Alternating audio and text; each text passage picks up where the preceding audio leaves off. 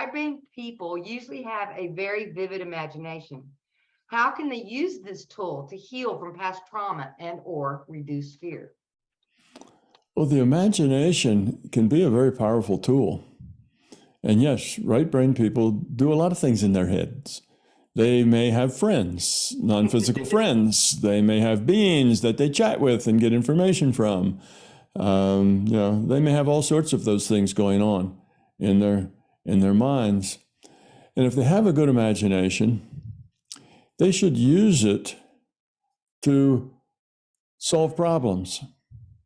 Let's say you're having a problem in a relationship. Some guy always wants to be right? And you're not going to agree with him even if he is right, because it's just, you can't give in to that arrogance. So you think about that and you go into your imagination and have that interaction with him and see how it plays out. Oh, okay. Good. Go into your imagination and okay, here he is. And he's saying, well, we need to go this way. And you're thinking, no, that's not the best way. I know a better way. And he gets upset about it. And then you get in a big argument about it. Everybody's mad. And you realize that's the wrong way. That's a bad path. Let me go back and do that again. All right. Now you start over. Now here he is. And he says, oh, I know the way.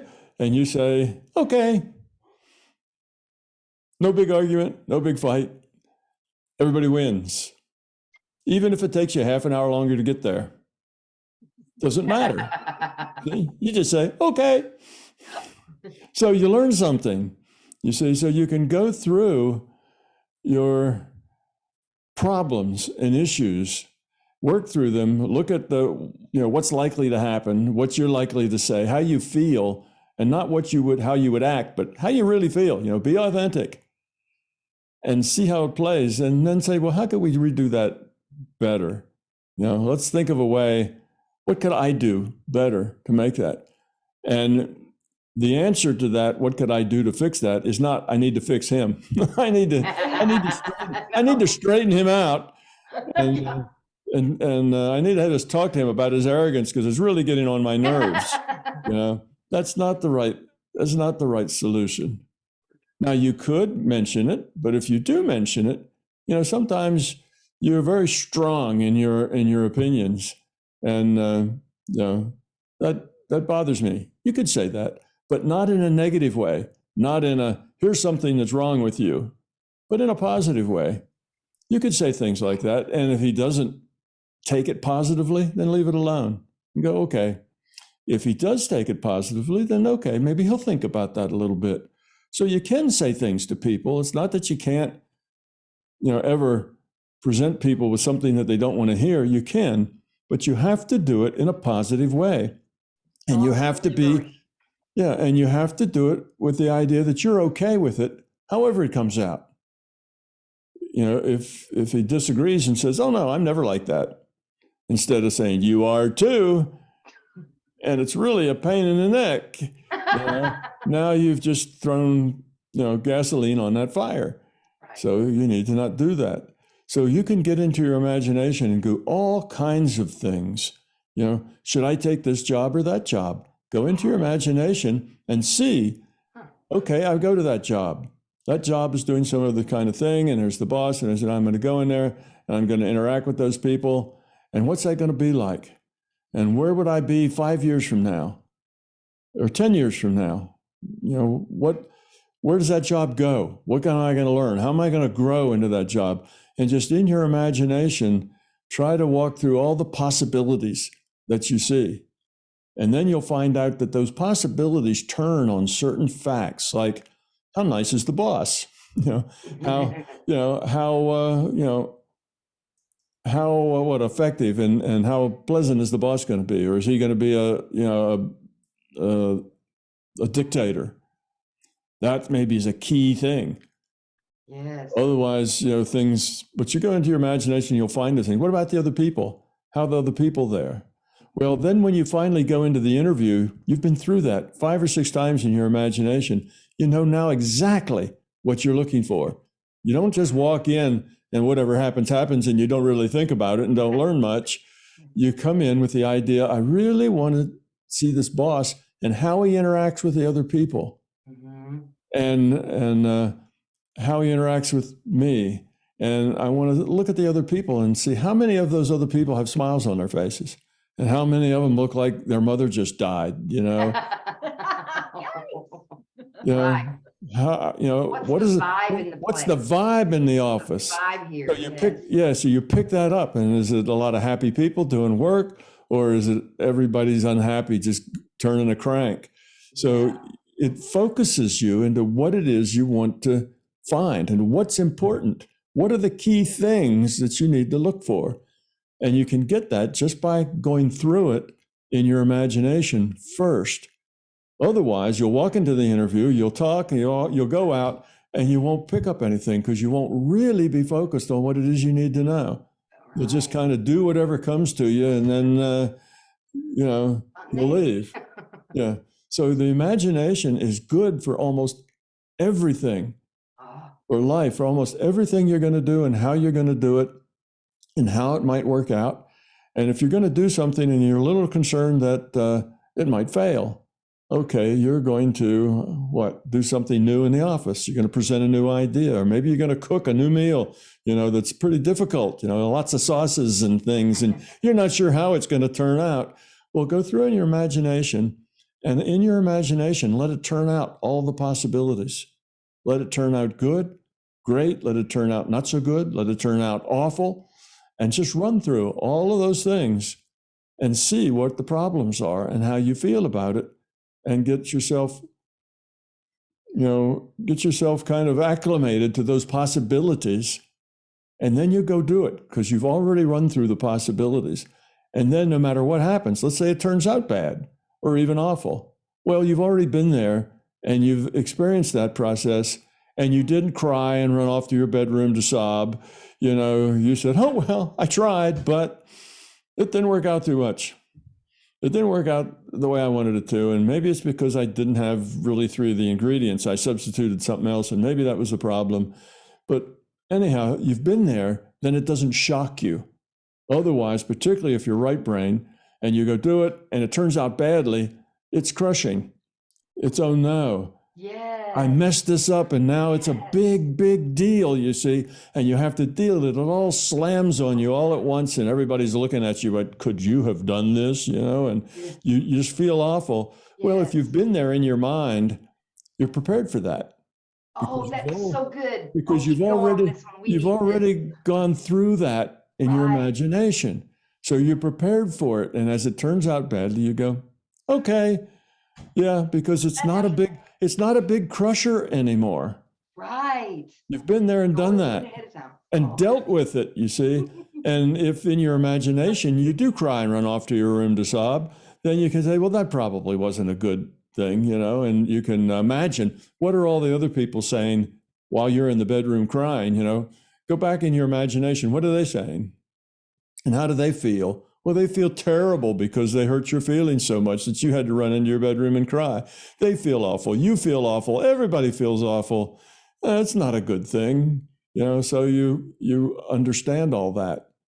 Instead of being overwhelmed, you can deal with it.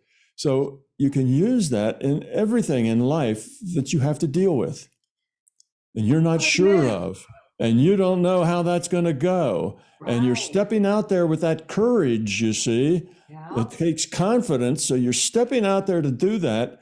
But what if it falls flat? What if it goes wrong? And what if it succeeds better than you ever imagined? Have all of those possibilities in your imagination where you run through them like daydreams. Run through them all the consequences, all the way to the end. And then you can look back on those, and now you're prepared. And now your confidence just goes up that much more. Your confidence is much bigger because you know that whatever happens, you can deal with it. Because you've been there, you've seen it. Nothing's going to crush you. Nothing's going to upset you. Nothing's going to make you angry because all of the possibilities you've already experienced. You see, so that's one way you can use your imagination. It helps you develop that courage. Okay, what happens if I, can't do this? What happens? I'm trying to be kind, but, whenever so-and-so comes around, I just can't help but be mean because, that's just the way they are. They're mean, and I just can't help but be mean when I'm around them. And then you go through that in a daydream and you say, well, where does being mean get you? How's that leave you feeling the rest of the day? How does it leave them feeling the rest of the day? What are the consequences? And you think, well, that's just not worth going there. It's not productive. It's counterproductive. So then you change so it gives you more experience. So you get experience in a daydream. And that experience is just as good. That experience is just as good, just as good as getting experience anywhere. Yes. The experience is experience. So your experience, if you're more experienced, you have a wider decision space, more things that you can decide, more things you can do, more choices. People who travel, people who go off and travel, been to lots of countries, see how people live, been a lot of places, they have bigger pictures. They have broader attitudes. They understand a lot more things because they have a lot more experience. For the people that never left the home they were, the county they were born in, well, they're very small people. They don't have big perspectives. Right. They have a very narrow viewpoint. Well, that's because one has more experience than the other. Experience is what we make our judgments by. It's how we interact, who we are is because of our experience. Well, you can use those daydreams to create experiences. I thought you had to wait for it to happen to experience it.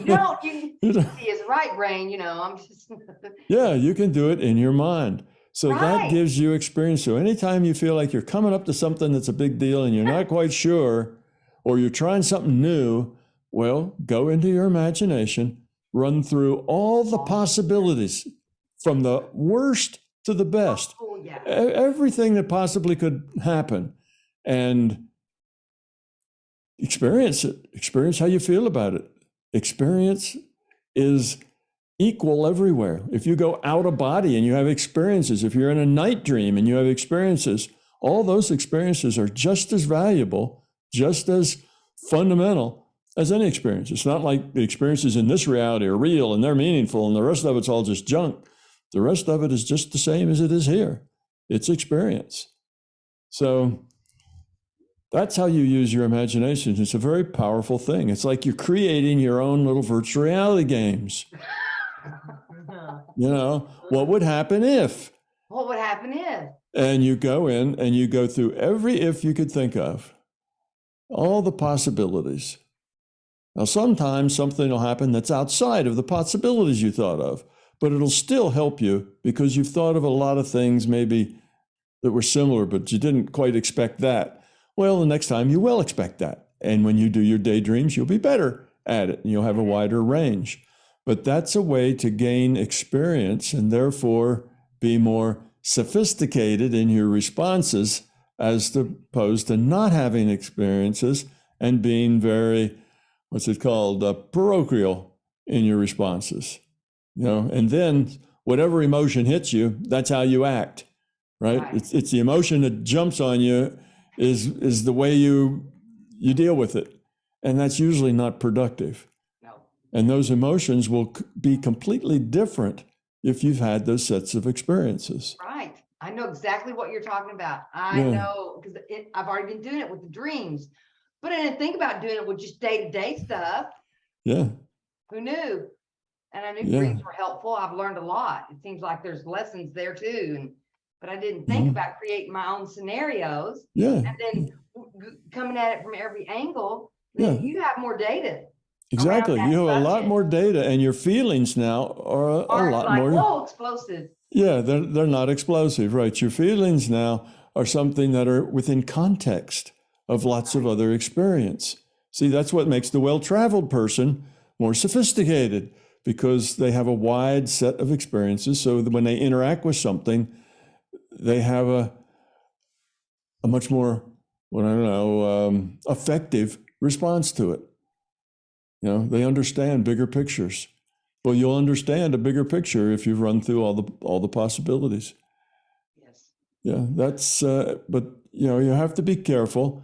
if you run through the positive, the best thing that could possibly happen, don't be disappointed if that doesn't happen. Again, we're not creating expectations in this daydream. Right. Oh, yeah. Don't create expectations. Just these are possibilities. Possibilities. Yeah, they're possibilities. And if you want to, you can rank them. I give this a possibility of 0.5. Likely to happen, it's not happen. I give this a 0.9. I give this a 0.1. But that's still, it might happen. You don't know. So you go through them all. And now you will approach it with a bigger decision space. You won't be surprised. You won't react. You won't react. You won't start bawling and run into your bedroom. You see, that won't happen. Right.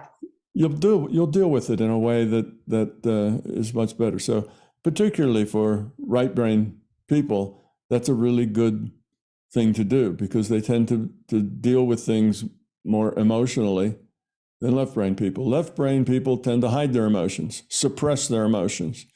They try to act like they don't have emotions because they're rational and everything they do is logical, you see. So they can't have any emotions because that's not rational. So they tend to suppress that. Of course they have emotions, and of course they're not all that rational because they've got fear and beliefs and other junk in there that's irrational. That's part of their decision making. They're just not aware of it, and they push all that down so they can't be aware of it. More right brain people know all that stuff. That stuff's all there, and they tend then to be more emotional because they live in a world of feelings. Things feel right, or they feel wrong, or they feel good, or they feel bad. And those feelings can get out of control sometimes if you get hit with something that surprises you. Yes. So create your own virtual reality game and, with your imagination. We can do the game in a game. Yeah, absolutely.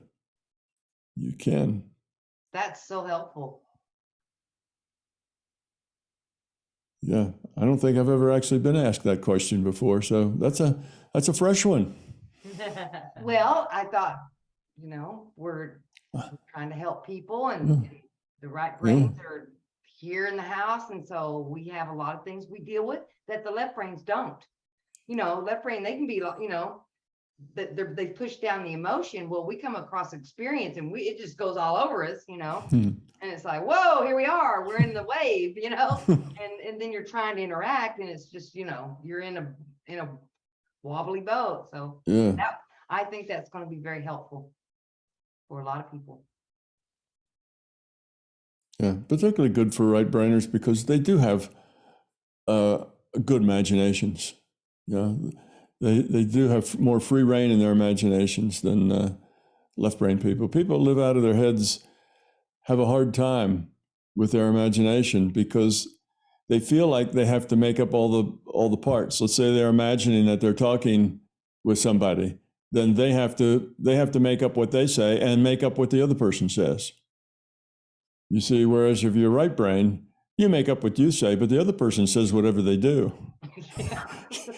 You let them say whatever they say, you don't make it up. No. It just happens. You're not trying, you don't have to make everything up. No. Things just happen, and that's natural for a right brain person to just let what's happening in the daydream happen as it does and see how it works out. Whereas if you have an extremely left brain person, they feel like that, okay, this is a daydream. I'm making it up. Therefore, I have to play all the parts and make them all up.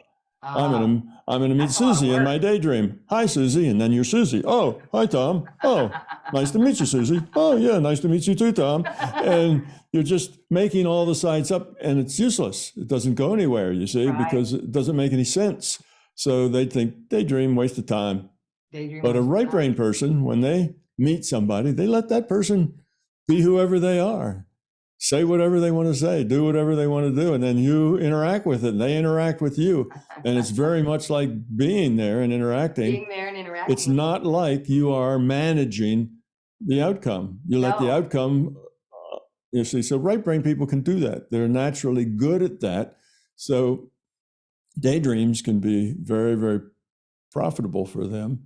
They can be profitable for the left brains too. They just have a little harder time with it, depending on how left brain they are. Yeah. My husband says to me all the time, "Are you talking to yourself again?" And I say yes to him. And then in my head, I think, nope, I was talking to that other person right over there.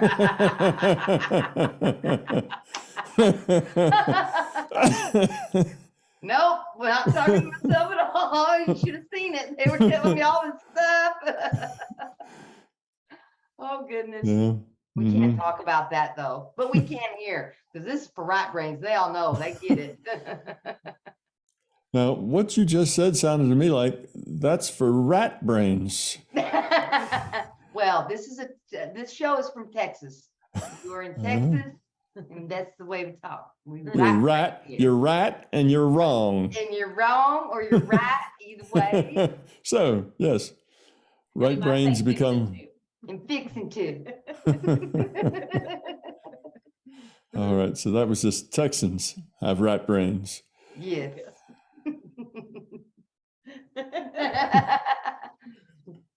We sure did have a wonderful time. Yeah, it's been fun. Yes. So did I miss any numbers? Oh, did we have any more numbers? See. You did, number 4. You gonna do one more? Sure, let's do number 4. Let's do number 4. Okay. Is love the same thing as connection to others? No, it's not the same thing as connection to others. It's different.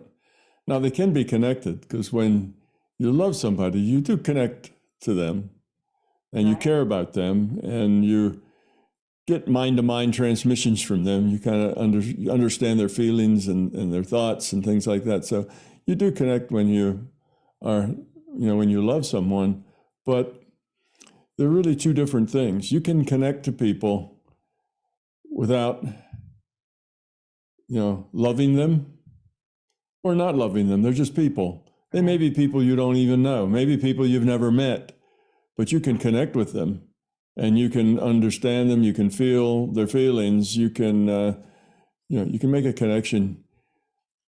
I remember one time, this is a long, long time ago, when I was first doing this, I was just 20 something at the time. And I remember just practicing, you know how it is when you get going on something, so you practice it wherever you go and however. And I was walking through the store and it had a lunch counter in it. And I walked by this guy and I wondered what it was that he was eating. He was having lunch. And suddenly I got this taste of dill pickle and hamburger and cheese. And I looked at his plate and that's what he was eating. All right. I was tasting his food. So that's a connection that you can make to a person, basically to experience what they're experiencing. So that's a connection, but it doesn't have anything to do with love. It just was me playing with ideas and concepts and learning and that kind of stuff. So connection's different. If you are intuitive, you find it easy to connect with people. If you're right-brained, you can connect with people very easily. Matter of fact, the bigger problem is not connecting with people. It's you connect to too many people too much, and you'd like to turn some of that off. So right-brain people have okay, I know all about connecting. Tell me how I disconnect. How do I get rid of it? They'll walk into a big store someplace and get overwhelmed by all the thought energy that's in there. And it's like, I can't go to that store during, rush when there's 500 people in that store all running around grabbing things. I just can't be there. It's just the chaos is terrible. So that's very right brain. They kind of have that issue. Well, you can turn it off. You can turn off with your intent. Like a radio station. You just tune them out, turn them off.